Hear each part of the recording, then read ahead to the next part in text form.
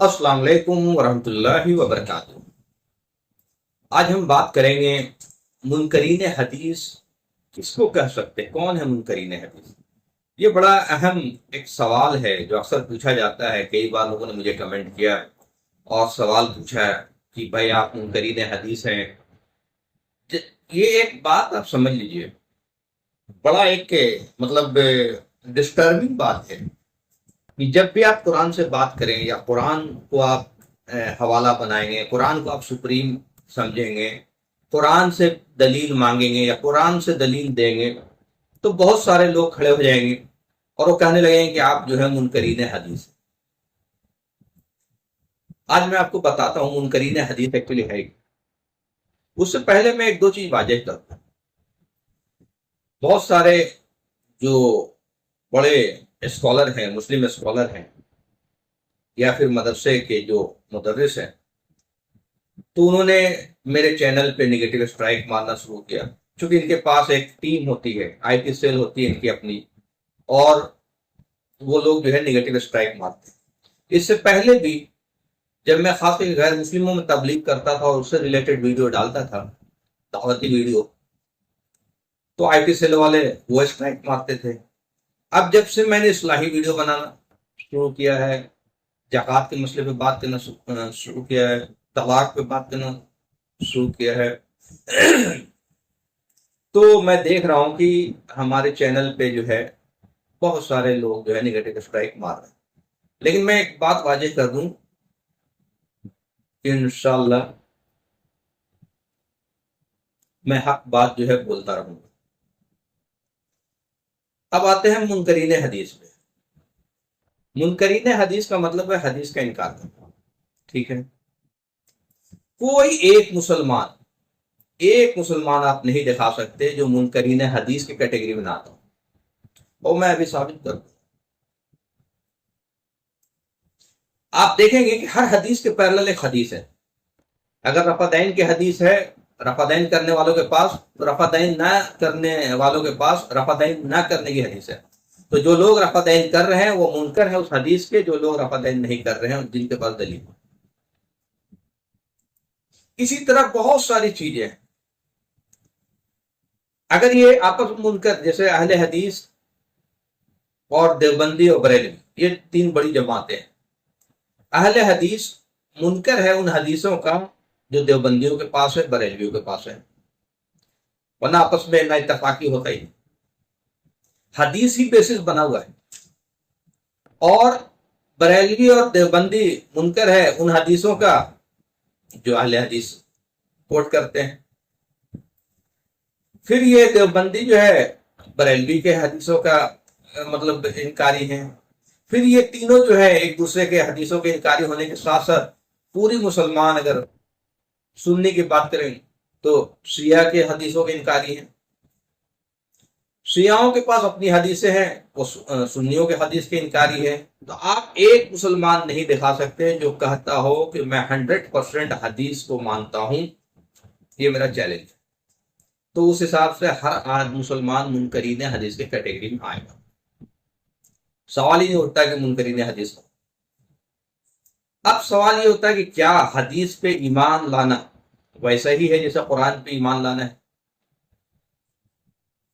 تو قرآن کی ایک آیت ہے، بسم اللہ الرحمن الرحیم، یہ 45 نمبر کی سورہ ہے اور 8 نمبر کی آیت، 6 نمبر کی آیت ہے، جس میں اللہ تعالیٰ کہتے ہیں بسم اللہ الرحمن الرحیم، تلک آیات اللہ نتلوها علیک بالحق فبأی حدیث بعد اللہ و آیاتہ یؤمنون۔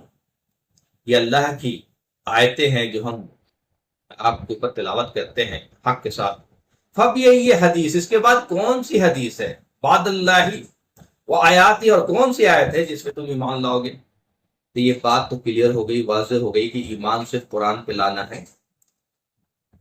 قرآن پہ ایمان نہ لانے کا مطلب انسان کافر ہو جائے گا، تو ظالم ہو جائے گا، فاسق ہو جائے گا، کیونکہ قرآن میں ہی یہ بات آتی ہے وَمَن لَّمْ يَحْكُم بِمَا أَنزَلَ اللَّهُ فَأُولَٰئِكَ هُمُ الْكَافِرُونَ وَمَن لَّمْ يَحْكُم بِمَا أَنزَلَ اللَّهُ فَأُولَٰئِكَ هُمُ الظَّالِمُونَ وَمَن لَّمْ يَحْكُم بِمَا أَنزَلَ اللَّهُ فَأُولَٰئِكَ هُمُ الْفَاسِقُونَ۔ جو لوگ اللہ کی نازل کی ہوئی آیتوں سے منہ سے فیصلہ نہیں کرتے، یہی ہے کافر، یہی ہے ظالم ہے۔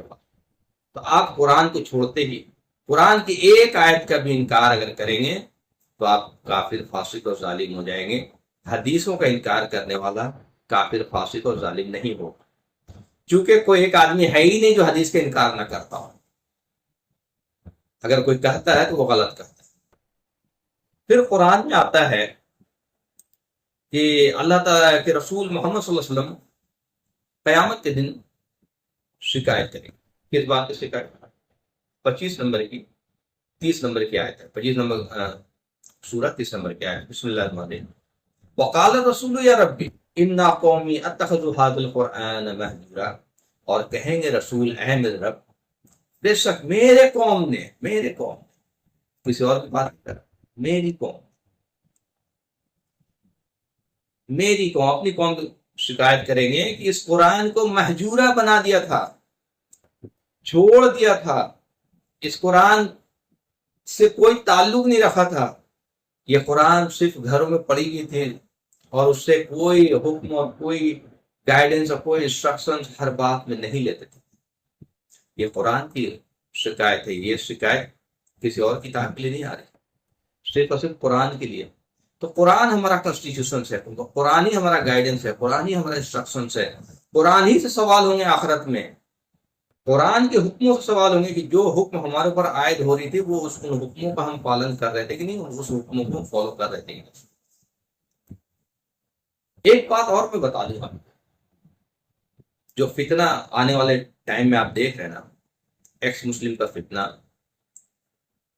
شکیلیت کا فتنہ، قادیانیت کا فتنہ، دجالی فتنہ، اور جو بھی فتنہ ہے، میرا چیلنج ہے کہ آپ ان فتنوں کو کاؤنٹر نہیں کر سکتے ہیں سوائے قرآن کو سمجھے، کیونکہ وہ فتنہ اٹھاتے ہی حدیثوں سے. کیونکہ ہر حدیث کے پیرلل حدیث ہے. حضرت عائشہ رضی اللہ تعالیٰ عنہ کی 3 عمر ہے قرآن. رخصتی کے وقت 9 بھی ہے، 15 بھی ہے، 19 بھی ہے. تو کوئی بھی دماغ کام جس کا کرے گا، کوئی بھی کامن سینس یا لاجیکل کام کرے تو کہے گا 2 حدیث غلط ہے، ایک ہی حدیث صحیح ہو سکتی. اب کون صحیح ہو ایک الگ ایشو ہے، لیکن کسی شخص کی 3 عمر نہیں ہو سکتی. تو یہ کہاں سے، یہ کیسے آپ اس کو کاؤنٹر کرو گے؟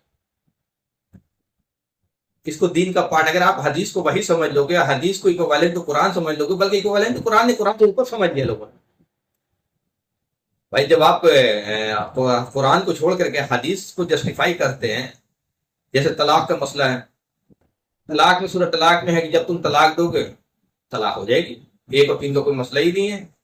جوجھ رہی امت ایک دیا کہ 3 بار بولا ہے، کہ 1 بار بولا ہے تو 3 بار بولا تو 3 بار ہو گیا، اب حلالہ ہوگا، اب رہ نہیں سکتے.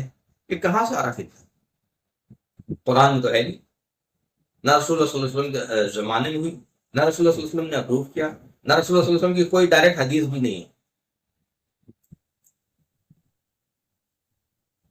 تو یہ آپ اہل حدیث، اہل قرآن، اہل ڈیٹ، مطلب ترنت ایک ٹیگ لگ جائے گا. آپ قرآن سے بات کر رہے تھے تو اہل قرآن ہیں.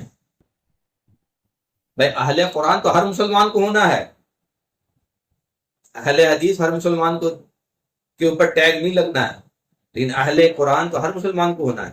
آپ حدیث کی چیزیں جب ضرورت پڑتی ہے، کوئی چیز ریفرنس آپ کو دیکھنا ہے، جو چیز قرآن میں نہیں مل رہی ہے اور آپ کو لگتا ہے کہ اس میں ملتا ہے، آپ دیکھیے، اس میں کوئی اعتراض نہیں ہے. لیکن جو چیزیں قرآن سے ٹکرا رہی ہے، جو چیزیں دین کا پارٹ نہیں، اس میں کیوں فالتو میں بحث کر رہے ہیں؟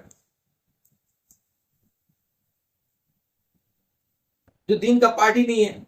محمد صلی اللہ علیہ وسلم کے بعد اور قرآن کے بعد، قرآن جو ہے کمپلیٹ دین ہے. الیوم اکملت لکم دینکم، تمہارا دین اکمل تو کمال کو پہنچا دیا. اس کے بعد جو چیزیں ہیں وہ اسلامک ہسٹری ہے، اور وہ اس کو اس کی بات، رسول اللہ صلی اللہ علیہ وسلم کی بات کی جو باتیں ہیں وہ اسلامک ہسٹری ہے. ان کو لیا بھی جا سکتا ہے، نہیں لیا جا سکتا. حدیث سے جمع کی گئی ہے تو اس حدیث کو جمع کر کے رسول اللہ صلی اللہ علیہ وسلم کو دکھایا نہیں گیا کہ ہاں رسول اللہ صلی اللہ علیہ وسلم آپ دیکھ لیجئے، یہ جو باتیں لوگ کہہ رہے ہیں آپ کے بارے میں یہ صحیح ہے یا غلط ہے، وہ دیکھ لیتے، ٹک لگاتے، ہاں ہاں یہ باتیں صحیح. نہ انہوں نے دیکھا ہے، نہ انہوں نے اپروو کیا ہے. اور 250 سال بعد انسان کیسے ریکال کر سکتا ہے 100% چیزیں؟ اور اللہ کہتا ہے قرآن میں کہ اللہ کے رسول نہیں بولتے مگر وہی جو ان کے اوپر وہی نازل کی جاتی ہے، قرآن۔ تو اگر کوئی چیزیں انہوں نے ایکسپلین بھی کیا تو قرآن کو ایکسپلین کرنے کے لیے کیا، تو جو چیز قرآن سے ٹکرائے گی اسے نہیں لیا جائے گا، سمپل سی بات ہے۔ اب قرآن سے ٹکرا رہی، جیسے ایک یوم سبت کی کہانی ہے، ایک اہل حدیث کے بڑے اسکالر ہیں، وہ یوم سبت کی کہانی سنا رہے تھے، تو یوم سبت کی کہانی میں اللہ تعالیٰ کہتے ہیں کہ ہم نے صرف ان کو بچایا جو روکتے تھے منکرات سے۔ اب وہ اسکالر کہہ رہے ہیں، وہ عالم صاحب کہہ رہے ہیں کہ نہیں نہیں، ابن عباس کہتے ہیں کہ دونوں کو بچا لیا۔ بھائی اللہ کہہ رہا قرآن کہ ہم نے ایک کو بچایا جو روکتا تھا منکرات سے، اور آپ کہہ رہے ہیں دو، تو یعنی پورے کیا دین میں پورا کنفیوژن ہی کنفیوژن ہے کیا رسول اللہ صلی اللہ علیہ وسلم ایسی باتیں کر کے گئے کہ امت کنفیوز ہو جائے اور زندگی بھر اس کا کنفیوژن ہی دور لے؟ دین کرسٹل کلیئر ہے۔ پھر اس میں آتا ہے کہ اسی یوم سب کی کہانی میں آتا ہے کہ ہم نے انہیں بندر بنا دیا، تو پھر وہ جلال الدین قاسمی صاحب کہتے ہیں کہ نہیں نہیں، بندر اور سور دونوں بنا دیا۔ بھائی اللہ کہہ رہا قرآن بندر بنا دیا، تو آپ بندر اور سور حدیث سے کہاں، حدیث میں آپ دکھا رہے کہ بندر اور سور بنا دیا؟ اللہ کہہ رہے کہ ہم نے ایک کو بچایا، آپ کہہ رہے حدیث میں دونوں کو بچا دیا۔ تو یہ فل آف کنفیوژن کہاں سے کریٹ ہوا؟ آج امت جو ہے جواب نہیں دے پا رہی ہے۔ بڑے بڑے علماء، میں بتا رہا ہوں، ایکس مسلم بھی جواب نہیں دے پائیں گے، اور جو لوگ جواب دے رہے ہیں، جو عالم یا مدرسہ کے بیک گراؤنڈ ہے، ایکچولی وہ سیٹسفیکٹری جواب دے ہی نہیں پا رہے ہیں۔ وہ تو مطلب ڈیبیٹ کا ان کا جو طریقہ جو مدرسوں میں سکھایا جاتا ہے نا، مناظرہ، ڈیبیٹ، ہرانا، مذاق اڑانا، اور ان کو یہ، آپ لاجیکلی بات کریں، دماغ میں آنے والی بات کریں، اور دعوت جو ہے دل جیتنے کا نام ہے، کسی کو ہرانے کا نام نہیں ہے، ذلیل کرنے کا نام ہے۔ تو امید ہے یہ بات سمجھ میں آئے گی۔ آنے والے ٹائم آپ جتنا روک لیں، لوگوں کا رغبت قرآن سے بڑھ رہا ہے، کیونکہ لوگوں کو سمجھ میں آ گیا ہے کہ اس چیلنجز کو، اس فتنے کو، جو بھی ہمارے ساتھ ہونے والا یا ہو رہا ہے، ہم نہیں سمجھ سکتے بغیر قرآن کے۔ اور قرآن آپ ڈائریکٹ پڑھیے، اتنی صلاحیت اللہ نے دی ہے کہ اردو سمجھ میں آتی ہے، انگلش سمجھ میں آتی ہے، عربی بھی بہت سارے لوگوں کو آتی ہے۔ ایلیمنٹری عربی سیکھیے، 9-10 گرامر زیادہ نہیں، ایلیمنٹری عربی سیکھیے، آپ ڈائریکٹ پڑھیے، ایسے پڑھیے جیسے اللہ آپ سے کلام کر رہا ہے، کوئی میڈیم کی ضرورت نہیں ہے۔ قرآن بہت آسان ہے، سمجھنے کے لیے آسان ہے، اللہ خود کہہ رہا قرآن میں کرنے آسان بنایا سمجھنے کے لیے۔ پھر انشاءاللہ سمجھ میں آئے گی چیزیں۔ ہو سکتا ہے آپ کو آج یہ بات نہ سمجھ میں آئے، لیکن یقیناً یہ بات بہت جلد سمجھ میں آئے گی۔ وآخر دعوانا الحمدللہ رب العالمین۔